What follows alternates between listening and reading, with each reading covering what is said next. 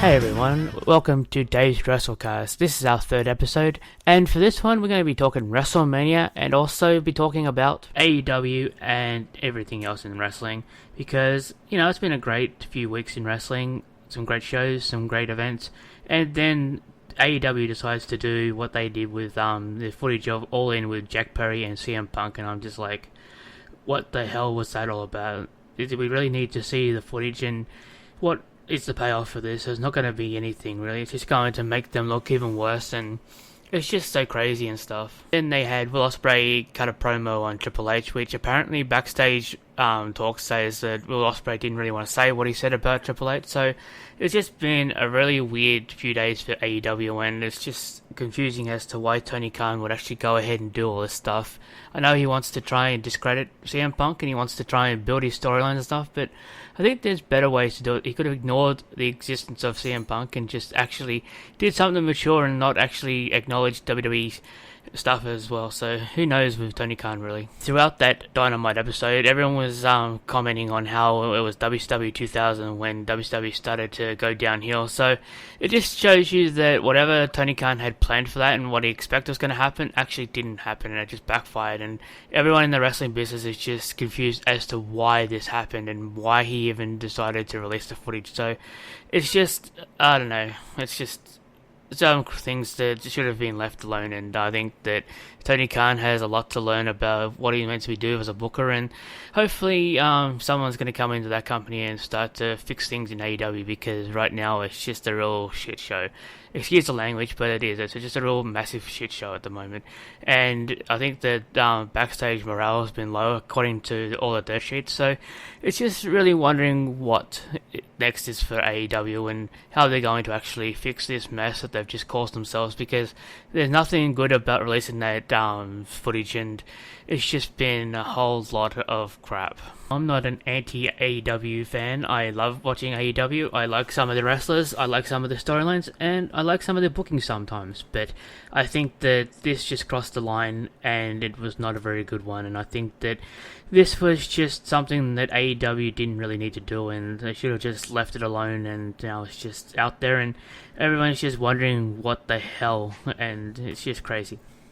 So we'll see what actually happens next from this, and see if it can be salvaged and if AEW can actually do something positive with this whole thing. Then you got the other side of the coin, which was WrestleMania 40, the biggest event in the history of the WWE. It had a great main event. It had 2 nights of exciting wrestling action, and it didn't disappoint whatsoever. And I know there's a lot of people that are saying it's the worst WrestleMania ever, and I think they're just haters, because WrestleMania was actually very good, and it was very entertaining. It was an emotional roller coaster from start to finish, and the final result that everyone wanted actually happened, with Cody Rhodes ending his story and lifting the title. I also found the Gunther Sami Zayn match to be a very good storytelling match. It told a massive story. The underdog got up and won, and now I'm just interested to see what happens with Gunther from here on in. I think that he's going to be pushed to the moon and going to be the next WWE champion at some point. I just don't know when. I mean, I know that Seth Rollins is going to be taking some time off. He did look injured at WrestleMania, so some time off would be good for him. So it'll be good to see what they do with Gunther going forward. And also Sami Zayn, now that he's the new Intercontinental Champion. It'll be interesting to see how they book him, and if they're going to have him as the workhorse champion that Gunther was, or if they're just going to have him lose the title to someone else in a very short while. So it's just opening up some interesting storylines there, and I'm also interested to see how they're going to bring back The Rock. I know that he shook hands with Cody Rhodes and handed him a bit of paper at Raw, so it'll be interesting to see how this goes forward, and apparently he wants to defend his People's Champion at some point down the line, so that too could be interesting.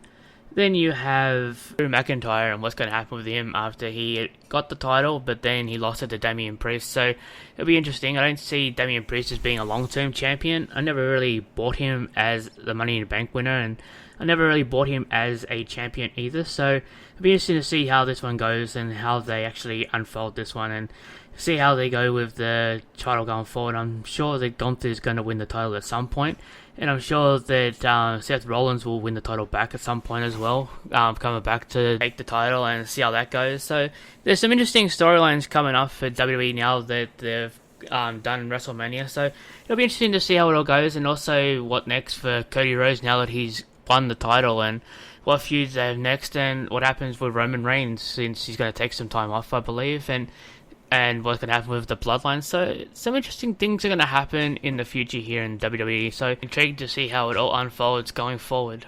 So as we talk WrestleMania, we're not going to talk about the results fully because that'll just go forever and that'll just be a little bit tiring. And I know everyone's probably watched WrestleMania by now. If you haven't, you should check it out because night 1 and night 2 are pretty good.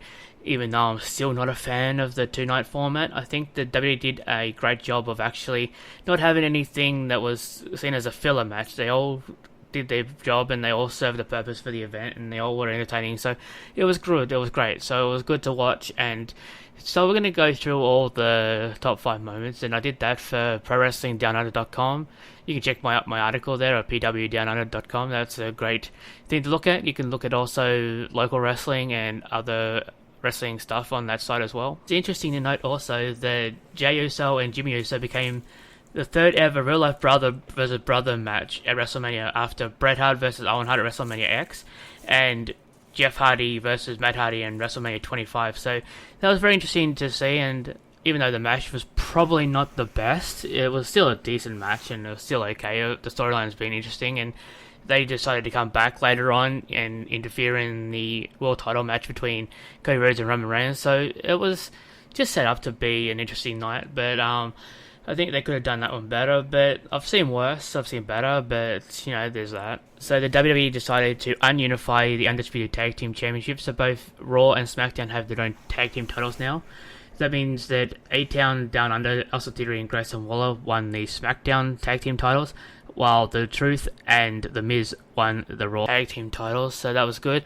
It'll be interesting to see how this goes and how the Truth still goes with pretending he's part of the Judgment Day, so it'll be interesting to see how they go, and it'll be interesting just to see how it all just goes from here. So interesting times ahead for R-Truth and The Miz there, and also the Judgment Day, just because they've now got the women's title, the Raw Tag Team titles, and the World Heavyweight title, with Damian Priest winning it after cashing in. So that's going to be interesting to see how it all goes. So I really liked the feud between Rey Mysterio and his son. I like that they've brought in Andrade now. He's going to be part of that. And also Santos Escobar when he was part of the match as well. So it's been interesting to see how it goes. And the match just has so many highlights. It's just so hard just to pinpoint one. Just seeing Joaquin Wilde being launched into the wrestlers, and that was pretty good too. So it's been a great little feud there, and it's been interesting to see how it's gone. And I've been really interested to see how it unfolds and what's going to happen next for that.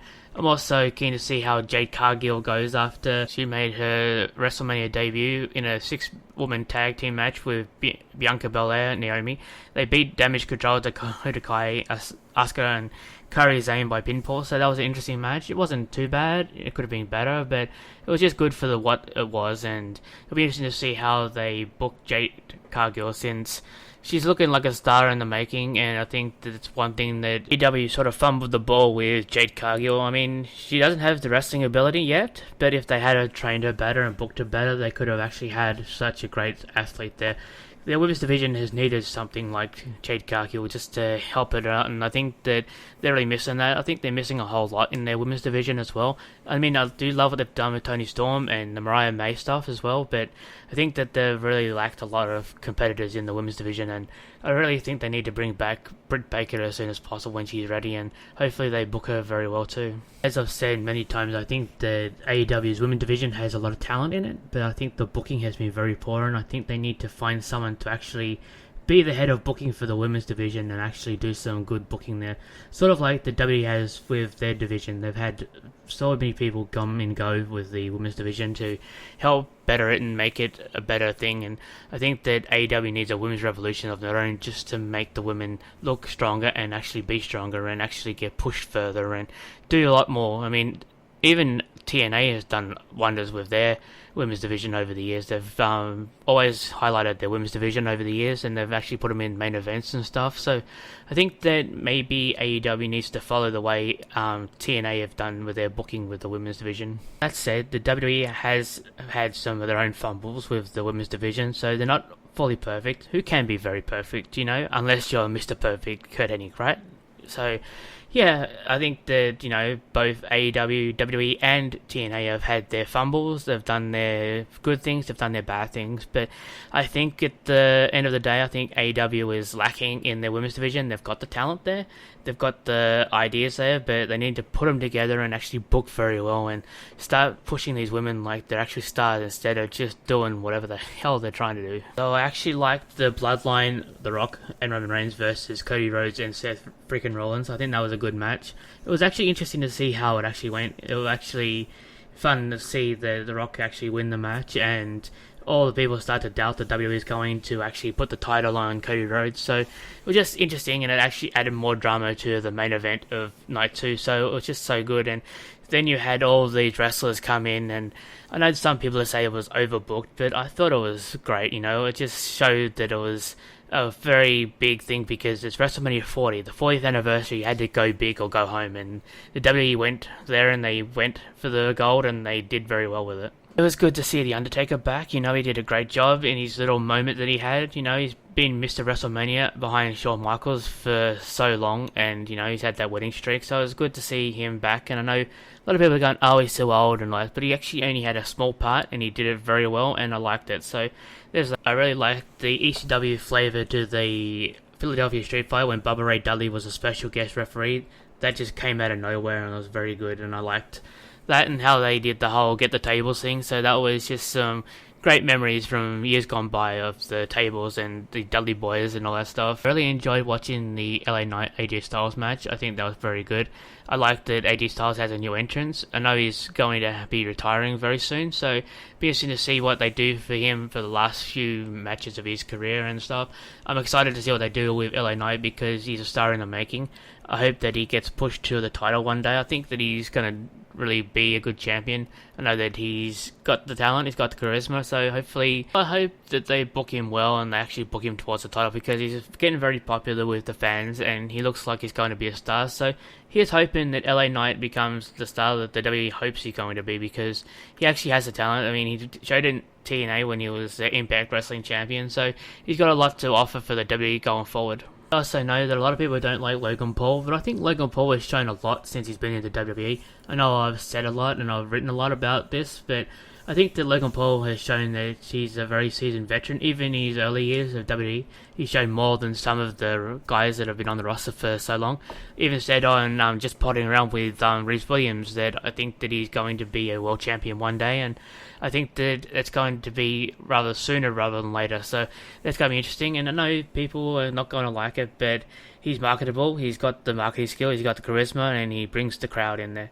And he did a great job against Kevin Owens and Randy Orton, so it was a good match. It was not the best match, but it was okay, and I think that Logan Paul will be WWE champion one day as well, so it'll be interesting to see how they do that and who they book him against as well. Now that WWE has beckoned a new era, the Polavesk era, so it's going to be very intriguing to see how this goes and what sort of era it's going to be. You've had the Attitude Era, you've had the New Generation Era, you've had a whole lot of different eras over the years, and it'll be interesting just to see how it goes, if it's going to be more like the Attitude Era, if they're going to take some risks, they're going to bring back more risque type storylines, or if they're just going to do something vastly different and just try and push the new stars and make it a mishmash of both the Attitude Era and the New Generation Era, where they've got new stars coming in, they've got the risky storylines, but they're going to not push it too far. But who knows, it could be an interesting thing. It could be interesting to see if they do a new DX type thing as well, if someone's going to be that. Or a new Nation of Domination, that could be interesting as well, because they've got a whole lot of African American wrestlers on their roster now. So, but hopefully, if they do bring back the Nation, they do not do any of the racism storylines. They tried that once before, and it sort of fell very flat, and I don't think anyone really liked that. I know it was risque, it was pushing the envelope, and it was pushing it into the new Attitude Era, but I think that they just really gone too far with that, and I didn't think it was very good. And so it'll just be interesting to see if they do something along the lines of the Nation, where they've got all these wrestlers that are going for their Black Pride and stuff, or if they just stay well away from that and they just do something vastly different. So who really knows with the WWE right now. It's going to be back onto WrestleMania. Let's just talk a little bit about the Hall of Fame. I was a bit disappointed that only Heyman was added to the Hall of Fame for ECW, because I thought they could have done a lot better with that. I mean, he did come out to the ECW theme, and it was good to reminisce about ECW, and everyone started talking, oh, ECW could come back. No, ECW is dead. But it was just good to hear the ECW theme and see Heyman come out, and yeah, it was just good, but I think they could have done a little bit better with the ECW flavor. They could have added more of the ECW wrestlers that have done so much for the business in Philadelphia and done so much for the company over the years. But I guess with the lawsuits and stuff over the years, they didn't want to do anything. But I thought with the working relationship with TNA that they've had so far, they could have had Tommy Dreamer inducted into the Hall of Fame. That would have been great. He really deserves it. I would have liked Raven since, yeah, I admit it, I'm a Raven mark. I like Raven. He was a great character. I loved all the stuff that he did, loved his quotes and stuff, so that would have been great too, but I know that he probably won't be in the Hall of Fame, but you never know, now that Vince McMahon's no longer there and it's a different era now, so who knows. I also believe, after watching Tales from the Territories, that Andy Kaufman should be in the WWE Hall of Fame. He done a lot for the wrestling business back in the day, he may have only just been in the Memphis area. He did try and get into the WWE and try and do his thing there, but Vince McMahon Sr. said no, and then he went to Memphis and did it all there, so it would have been interesting to see him in the Hall of Fame. He's done a whole lot for the wrestling business. He brought Hollywood to the wrestling business, and it was the first time that wrestling was actually seen as a proper thing by Hollywood, rather than the joke that a whole lot of people from Hollywood have done over the years, and all the television stations and stuff have done with WWE and other wrestling companies over the years, In saying all this, he's done way more for the wrestling business than half, if not all, the people in the celebrity wing of the WWE Hall of Fame. So I think that Andy Kaufman should be definitely in the Hall of Fame and should have his name up there, and it would be great to have a year where they induct him into the Hall of Fame and they celebrate what he did to the wrestling business, because he did so much for the wrestling business when he came to Memphis, and he did a whole lot of stuff to make wrestling look legit. Even though he did the intergender wrestling stuff, he didn't make it look cheap, he didn't make it look fake, he made it look all real. He made it look like it was $1 million, and, he didn't make wrestling look stupid, which some people have done over the years when they've brought wrestling to movies, TV shows, and all that stuff. They just made wrestlers look like they're a bunch of doofuses that have done a bunch of steroids and got big muscles and worked at the gym and did nothing more than just hang out at the gym and look stupid. So at least he brought some respectability to wrestling, and I think that should be why he should be in the Hall of Fame. But I am glad that the WWE did induct Bull Nakano into the Hall of Fame. I've seen her matches in WCW and WWE. Haven't seen a lot of her stuff from Japan. I've seen clips here and there, but she's a great athlete and a great wrestler, and I'm glad that she got the kudos she deserves, and she's looking great these days as well. Just great to see Bull Nakano given the kudos that she deserves, because she's an amazing athlete, amazing wrestler, and she's done so much for the wrestling business. So it's one of the inductees that I really liked, and as much as I liked Raven and Tommy Dreamer, I think that one day they might make it, but I am happy that Bull Nakano was given her kudos and given a Hall of Fame nod, so there's that one. I'll be honest, I never heard of Thunderbolt Patterson. I've never seen any of his matches. I've never really heard of him until he was inducted into the W Hall of Fame. That said, I've seen some people talking about him and what he's done and achieved in wrestling, so I guess it was a good inductee as well. So you can't really fault the W for giving another great athlete, an African American athlete, his kudos in the W Hall of Fame as well, so that was pretty good for them. If be told, I think there's going to be many superstars that are going to be inducted in the Hall of Fame that we're not going to have heard of.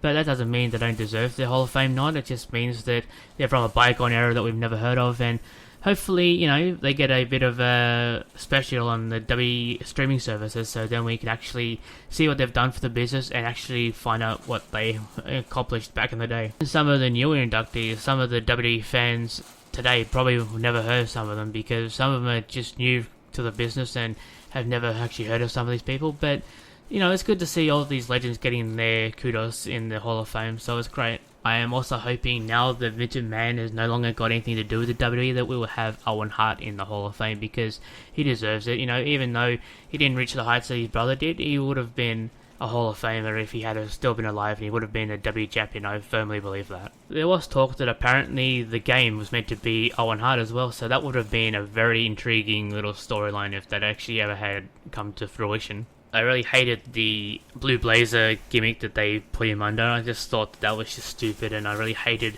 that he came down from the rafters, and I just hated the whole Blue Blazer thing, and I was hoping that they were going to ditch that and he was going to go back to being Owen Hart and he was going to be pushed to the moon, but it never happened, sadly, and he passed away. But I think that he'll be a Hall of Famer one day. I know that Owen Hart deserves it, and I just hope that Martha Hart and Bret Hart can come to an arrangement with the WWE to have Owen Hart put into the Hall of Fame where he deserves to be. Also on my blog, I'll put up a tribute to Owen Hart. You can check that out on daveharding.substack.com. You can read all about that. You can read my other articles as well. So there's a whole lot of wrestling articles. There's even a Kurt Cobain article, and I'm looking to add more articles that are non-wrestling, non-football stuff to there. So that's going to be interesting as well. So hopefully you check it out, and hopefully you leave some comments as well and tell me what you like about the blog, and you can give me some pointers of what I need to do to improve, and give me some feedback, some questions, and anything else you want me to talk about on the podcast, because that'll be interesting to do and fun to do, I reckon. So before I finish up this podcast, I just want to say that I'm going to watch Beach Blast 92 from WCW.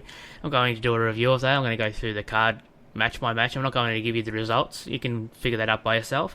I'm just going to do a review of the matches and, do a bit of a talk on the whole card and, the matches that were on that. And then I'm going to try and watch some more wrestling events as well, and, do some reviews and give my thoughts on some of the past wrestlers from the bygone era of wrestling, also go through some other stuff and, do some reviews and that. If you've got some questions for me, you can put them in the comments section, or you can email me davidbharding@gmail.com. I can put them on my podcast. You can give me topics to talk about. I can talk about anything. Any little wrestling thing, I'll also be doing my It's a Dave Thing podcast very soon, doing a tribute to my father, so that'll be fun. I'm also going to be doing my footy cast when I get a chance, so that'll be good too. So you can check me out on YouTube and Spotify. You can say It's a Dave Thing. I haven't put the WrestleCast on there yet, so I'm going to get that eventually. You can check out my blog. It's daveharding.substack.com. You can check me out on some of the sports groups. I'm on AFL and Sports Addicts. I'm also in AFL Banter Nation, talking about footy and all other sports and wrestling and everything else in between, so you can do that. You can follow me on Podbean. Just look for It's a Dave Thing. I'm also going to try and put my podcast from Dave's Footycast and Dave's WrestleCast on there. So yeah, it's going to be interesting coming up, so it'll be fun to do. I'm also got myself a new Rode mic coming, so it's going to be fun. I'm hopefully going to take that to the TCW event in May, just to get some interviews and hopefully get some TCW people on board and in action on the podcast, so that'll be fun. Also get some maybe footballers talking about footy stuff, and I'll hopefully talk about all the other stuff as well, and hopefully get some more guests on as well. So let's just see how the podcast goes in the future. I'm still keen to take your questions and stuff, so you can send them through davidbharding@gmail.com, or you can leave them in the comments on my Substack, or you can inbox me on Facebook.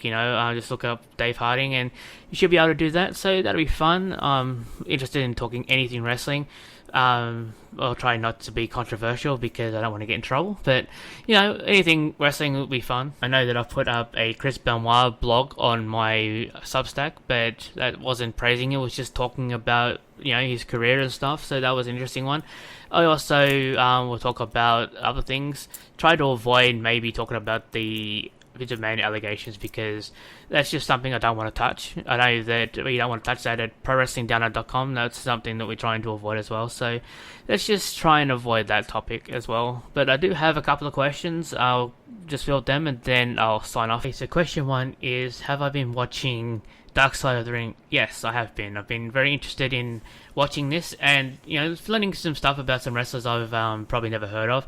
I've actually heard a little bit about Chris Colt, which was the last episode. Also, very big fan of Chris Adams, which is the next episode. It was sad when he died, so that was interesting. Also, just listening to the story of Ed Leslie and how he almost had his career ended with his facial injury and stuff. So the series has been interesting. I'm looking forward to what they do with the next few seasons, if they do more of them. I don't think this season has been more dark secrets or anything. Most of the other seasons have had, very big secrets told, and we've gone down the dark side of things. But this season has been a little bit more mellow, I think. But I think that when they did the Chris Colt one, they actually did some of the dark stuff of the wrestling, so that was interesting. And I'm also interested to see how they do the Chris Adams one, because I think that might go down some dark paths as well. So yeah, it's been interesting. I've liked the series as a whole. It's been a great series. I hope they do another Tales of the Territories, because I loved that series. That was very good. I watched it from start to go, and it was very good. So it was very fun to watch that, and just get to know about the territories back in the day, because a lot of the territories I've known about and I've seen a little bit of them, but I actually haven't known a whole lot of them, like Portland and all that stuff. And it was just interesting to see, and just fun to reminisce about WCW and AWA and Jim Crockett Promotions, and also the NWA as well. So it was just good just to sit down and see all these wrestlers talk about the glory days of pro wrestling before the WWE took over and killed the territories, and then WCW came along and did the same with the rest of it. So yeah, it was just fun to go through all these stories and just know what happened back in the day, and all the controversies that happened back in the day, and all the things that we never knew actually happened. So it was fun to have it all go. Oh, here's a controversial question: do you think Chris Benoit will be in the WWE Hall of Fame? No, I don't think so. I think he deserves to be in there. I mean, if he did it on his body of work, then yes, but I think that there's just too much attached to Chris Benoit to actually put him in the Hall of Fame. And I know that everyone keeps talking about putting him in the Hall of Fame and wanting him to be in a Hall of Fame, because of his wrestling abilities, but because of what happened and how his life ended, that it's just not going to happen. And I don't think that it should be entertained as an idea. And I know there's a whole lot of Facebook groups on there saying that he's innocent, he didn't do this and didn't do that, but we all know that he did what he did, and it's just sad that it actually happened. And I think that we need to realize that Benoit was a great athlete. He was a great wrestler. He did a whole lot of entertaining stuff. He did a whole lot of great things in Japan, WCW, ECW, WWE. But in the end, his last day and a half, or however long it was, is just going to keep him out of the Hall of Fame and keep him from actually being talked about and actually remembered, because you can't really remember the guy for what he's done and that. So I don't think he deserves to be in the Hall of Fame. It's just a hard one. I know that everyone keeps talking about it and wanting to talk about it and wanting the WWE to entertain the idea, but it's just bad publicity, and it's just, you can't have a child murderer, a family murderer in the Hall of Fame.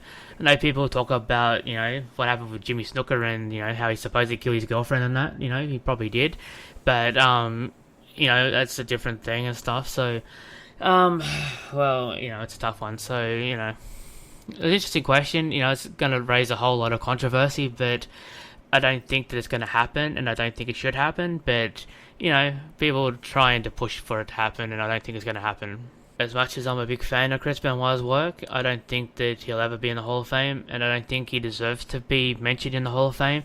I know that I'm mentioning him here on this podcast, and it was just because I got a question, and I thought that I might as well just answer it and not actually skip over it, because a lot of people find it hard not to answer this question and just skip over it. And I know that a lot of people have said no and just kept it at that, but I just wanted to expand a little bit on that. As much as I am a big fan of his work, his last few hours of his life is going to determine what we remember of Chris Benoit, unfortunately. And, I know that he's got a whole lot of problems with his brain and stuff and that, but whatever happened in those last hours happened, and, he killed his wife, he killed his son, and killed himself. So it's just a sad thing that happened, and we just cannot actually celebrate the career of Chris Benoit without remembering what he's done. So it's just a very tough one, and I know that people still want to talk about Chris Benoit and stuff, and I encourage people to talk about his career if they wanted to. They can talk about the great things that he did in the ring and that, but I think it's just going to be hard to go past what happened in the final moments of his life and that. So yeah, I think he's never going to be in the Hall of Fame, and I think that we need to stop trying to bring that topic up, and need to stop trying to think that it's going to happen, and need to delete some of these Facebook groups that say he was innocent and he deserves a Hall of Fame and all that stuff, because that's just crazy. And I think that that's just a little bit out of there. I've also noticed on Facebook there's a couple of Facebook pages that are dedicated to ICP going to the Hall of Fame. Now that'll be an interesting one. I actually think that they deserve to be in the Hall of Fame because of what they've done for the wrestling business as well. I mean, they've done a whole lot of wrestling stuff. They've been in WCW, WWE. and they've done their own wrestling company and stuff. So they've done a lot for the wrestling business, and they're big fans and stuff. They've never actually actively mocked the wrestling business, and I know that a lot of people don't like them as performers, but I feel they've done at least a fair bit for the wrestling community and the wrestling business as well. So I think that's something that could be talked about ICP going into the Hall of Fame. They've had a few wrestling related songs and albums over the years, and they've done the wrestling company thing with their own style, so that was interesting as well. So they're another one you can say that's done a fair bit for the wrestling business as well, that some people haven't done, so that there is one to think about, down the track, maybe, I don't know. Maybe give me your thoughts in the comments, or even email me, or send me a message on Facebook, or you can do it on my It's a Dave Thing podcast and blog Facebook page. You tell me what you think of ICP in the Hall of Fame, or even Andy Kaufman in the Hall of Fame, or anything else that I've talked about on this podcast. I've talked a whole lot of rubbish, on this, which is what I do. I always have fun. So hopefully you've enjoyed it at least, and you'll stick around for my next couple of podcasts. I'm going to be talking football, it's going to be fun. I'm going to talk about more nostalgia stuff on It's a Dave Thing, maybe talk about my dad and stuff like that. So, it's all going to be fun. Hopefully going to get some more people on to be interviewed. Also, hopefully going to be able to bring you the audio and video of me interviewing Brent Costello. That could be fun. Let's see what else is there to come up. There's Empire's End on May 4th, the TCW event. I'm hopefully going to take my road mic there and hopefully get some interviews. That'd be great. Hopefully I could talk to TCW and get some people on, talk about local wrestling and stuff like that. That'd be good. Find a way to maybe get Anthony the Bull Romano on the podcast as well. That'd be fun. Since he and I have had some words over the years, since I did some work for White Bay Pro Wrestling, and I kept calling him Ray Romano and stuff like that, and also had some fun at his expense over the years, so that could be fun. Maybe even find my old friend Rabies the Clown, him and his toaster, maybe, I don't know. That dude's probably in an asylum somewhere now, because the last time I saw him, he was choking me out at the very first White Bay Pro Wrestling event, where Worlds Collide, so that was an interesting little moment there. So that was fun, got to see the clown, and called him a few names, and he got his revenge maybe. So yeah, it was fun. I'm hopefully going to get Riz Williams on the podcast as well, since he had me on his podcast, so it'd be good to get him on here and talk about some stuff. I'll ask him some questions, maybe even get some other people on here to talk about wrestling, talk about anything really. So yeah, we've got some stuff to come up. And then I'm going to review some old WCW and ECW and WWE events, so that's going to be fun as well. I am not yet sure I'm ready to watch Bash at the Beach 1999, so that might be one event that I don't review, but we'll see. They had a hardcore match on there that was just, well, what can be said about that? It was just a nightmare. But, yeah, that could be interesting just to have on the podcast as well. Not that I've just been talking random stuff here, but, we've got some stuff to come on the podcast. You can leave me some questions in the comments. You can send some inboxes on Facebook or on my Facebook page. You can also send me emails and stuff like that. So anything you want to talk about, just send me some messages and we'll talk all things professional wrestling. Or if you just want to be on one of my other podcasts and we'll talk about footy, we'll talk about nostalgia, we'll talk about movies, music, anything, just let me know and we'll just talk it. We can talk about random stuff. It'll be fun. I can just sit there and talk for hours about nothing at all, which is what I'm doing right now. So, I can very much do this. So, that's the end of my podcast. I'm going to wrap it up right now. So, hopefully you enjoyed it, and hopefully you join me again for another Dave's WrestleCast. So, thank you very much, and have a good one.